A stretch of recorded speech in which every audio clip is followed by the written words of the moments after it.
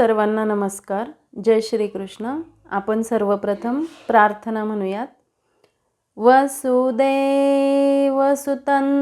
देवं कंसचाणूरमर्दनं देवकी परमानन्दं कृष्णौ वन्दे जगद्गुरुं. श्रीकृष्णौ वन्दे जगद्गुरुं. जय श्री कृष्ण.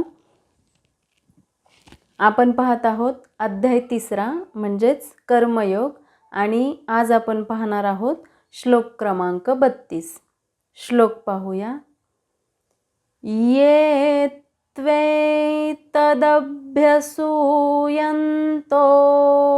नानुतिष्ठन्ति मे मतं सर्वज्ञानविमूढांस्तान् विद्धि नष्टान् चेतसः.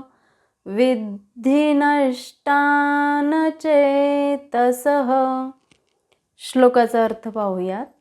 ये म्हणजे जे, तू म्हणजे परंतु, एतत् म्हणजे या, अभ्यसूयंत म्हणजे द्वेषाने, न म्हणजे नाही, अनुतिष्ठन्ति म्हणजे नियमितपणे करतात, मे म्हणजे माझ्या, मतम म्हणजे आदेशांचे, सर्वज्ञान म्हणजे सर्व प्रकारच्या ज्ञानामध्ये, विमूढान म्हणजे पूर्णपणे मूर्ख झालेले, तान म्हणजे त्यांना, विद्धी म्हणजे चांगल्या प्रकारे, नष्टान म्हणजे सर्वतः नष्ट झालेले, अचेतसह म्हणजे कृष्ण भावना रहित.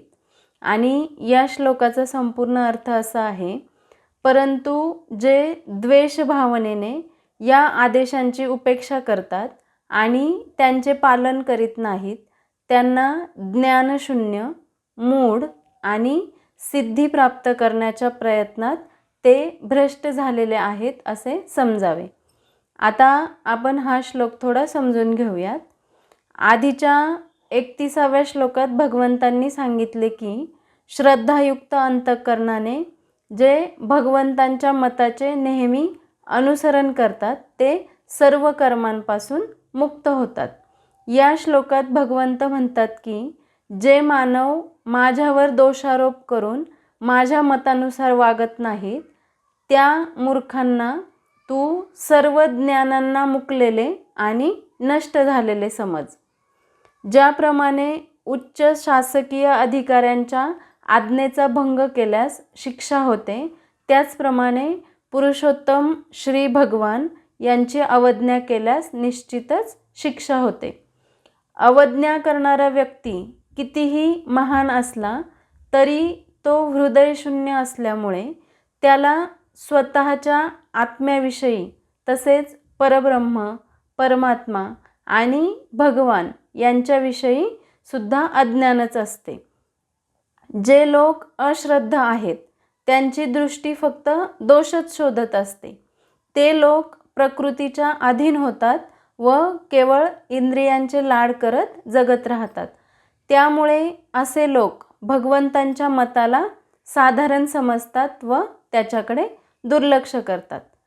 ते लोक अज्ञानी असतात आणि त्यांची बुद्धीही भ्रष्ट झालेली असते. असे लोक असूया, विक्षेप, अवचेतस अशा अवगुणांनी युक्त असतात. असूया म्हणजे समोरच्या माणसामध्ये दोष नसताना देखील दोष बघण्याची दृष्टी. विक्षेप म्हणजे ज्ञानाने एखादी गोष्टी व्यवस्थित जाणून न घेणे किंवा चुकीची गोष्टच योग्य आहे असा आग्रह धरणे. असे लोक अधर्मालाच धर्म मानतात व चुकीचे आचरण करतात. आणि अवचेतस म्हणजे चंचल वृत्ती. हे लोक विवेकशून्य आणि अविचाराने वागणारे असतात. असे लोक भगवंतांच्या या अनासक्त कर्मयोगाचे आणि शरणागतीचे तत्वज्ञान मानत नाहीत आणि त्याचे पालनही करत नाहीत. अशा 3 अवगुणांनी युक्त लोक भगवंतांचे मत विचारात घेत नाहीत व दुसऱ्यांना मार्गभ्रष्ट करण्याचा प्रयत्न करतात. त्यांचे आयुष्य केवळ भौतिक सुखांमध्ये अडकते. ते कर्माच्या बंधनातून कधीही मुक्त होत नाहीत आणि आत्मिकदृष्ट्याही नष्ट होतात, म्हणजेच वारंवार जन्ममृत्यूच्या चक्रात अडकतात. काही लोक भगवंतांच्या कामावर सुद्धा आक्षेप घेतात. भगवंतांनी 16,000 स्त्रियांशी लग्न केले या कृत्यावर अनेकांनी आक्षेप घेतला. वास्तविक या स्त्रिया मयासुराच्या बंदीखान्यात होत्या. भगवंतांनी त्यांना सोडवले. त्यानंतर त्या स्त्रिया म्हणाल्या, आमच्या घरचे आम्हाला स्वीकारणार नाहीत, आता आम्ही कुठे जाऊ. अशा परिस्थितीत त्या स्त्रियांचा म्हणजेच पतितांचा उद्धार करण्यासाठी भगवंतांनी त्यांच्याशी विवाह केला. पतितांचा उद्धार करणारे, त्यांना प्रतिष्ठा देणारे भगवान आहेत. त्यांच्यावर आक्षेप घेणारे लोक मात्र मूर्ख आहेत. थोडक्यात भगवंत सांगतात की जे लोक माझ्या म्हणण्याचे अनुसरण करत नाहीत त्याला खोटे ठरवतात. जे अज्ञानात आहेत त्यांना सोडून द्यायला हवे. प्रत्येकाला आपला उद्धार स्वतःच करायचा आहे, त्यामुळे आपली कर्मे नीट करत राहा. थोडक्यात या श्लोकाचा सारांश असा आहे, श्रीकृष्ण अर्जुनाला सांगतात की जो मनुष्य ईर्षेने किंवा अनादराने कर्मयोगाचे हे तत्त्वज्ञान स्वीकारत नाही, तो आत्मिक आणि भौतिक दोन्ही स्तरांवर अज्ञानी आणि विवेकहीन राहतो. असे लोक कर्माच्या बंधनातून कधीच मुक्त होत नाहीत, त्यामुळे त्यांचे आयुष्य व्यर्थ ठरते. हा श्लोक अश्रद्धेचे दुष्परिणाम स्पष्ट करतो आणि कर्मयोगाचे महत्त्व अधिक ठळकपणे सांगतो. तसेच आधुनिक जीवनातील या श्लोकाचे महत्त्व पाहिले तर हा श्लोक शिक्षण, नेतृत्व स्वीकृती आणि अहंकाराचे दुष्परिणाम या संदर्भात महत्त्वाचा आहे. प्रत्येकाला मार्गदर्शन हवे असते, परंतु त्या मार्गदर्शनाचा स्वीकार करणे देखील तितकेच गरजेचे आहे. आत्ताच्या काळात लोकांना सल्ला आणि मार्गदर्शन सहज उपलब्ध आहे, पण अनेकांमध्ये ते स्वीकारण्याची वृत्ती नसते.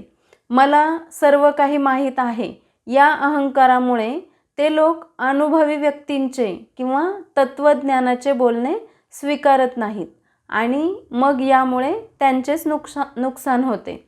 हा श्लोक शिकवतो की आत्मसुधारणेसाठी सर्वप्रथम नम्रता आणि मार्गदर्शकावर श्रद्धा असणे आवश्यक आहे. ही श्रद्धा नसेल तर बुद्धी कितीही तीव्र असली तरीही ती विमूढच राहते. तसेच यशातील अपयश या बाबतीत देखील हा श्लोक महत्त्वाचा आहे. अनेक लोक यशस्वी होऊनही अपयशी झाल्याप्रमाणे आपण पाहतो. ते बुद्धिमान आणि प्रतिभावान असतात, परंतु केवळ अहंकार आणि अश्रद्धा यामुळे आपल्या जीवनात अपयशी ठरतात किंवा त्यांच्या यशाचा त्यांना आनंद मिळत नाही. म्हणून ते भौतिकदृष्ट्या यशस्वी असूनही आत्मिकदृष्ट्या नष्टच राहतात. तसेच कर्मयोगाच्या नियमांकडे दुर्लक्ष केल्यास व्यक्ती स्वार्थाने प्रेरित होते. स्वार्थी कर्म नेहमी अव्यवस्था आणि संघर्ष निर्माण करते. हा श्लोक स्पष्ट करतो की कर्म करण्याची योग्य पद्धत म्हणजेच निष्काम भाव न स्वीकारल्यास माणूस फक्त काम करत राहतो, पण कधीही आनंदी किंवा मुक्त होत नाही. म्हणजेच कर्म आणि त्याचे परिणाम यांचा विचार करणे देखील तितकेच गरजेचे आहे. थोडक्यात हा श्लोक श्रद्धा आणि नम्रता यावर जोर देतो, कारण या दोन गुणांशिवाय कोणतीही व्यक्ती ज्ञानाने परिपूर्ण असूनही अहंकाराच्या बंधनातच राहावे लागते. अशा प्रकारे आपण तिसऱ्या अध्यायातील 32वा श्लोक समजून घेतला आहे. आता आपण समापन प्रार्थना म्हणूयात. योगेशं सच्चिदानन्दौ वासुदेवौ व्रजप्रियं धर्मसंस्थापकौ वीरं कृष्णौ वन्दे जगद्गुरुं श्रीकृष्णौ वन्दे जगद्गुरुं श्रीकृष्णार्पणमस्तु।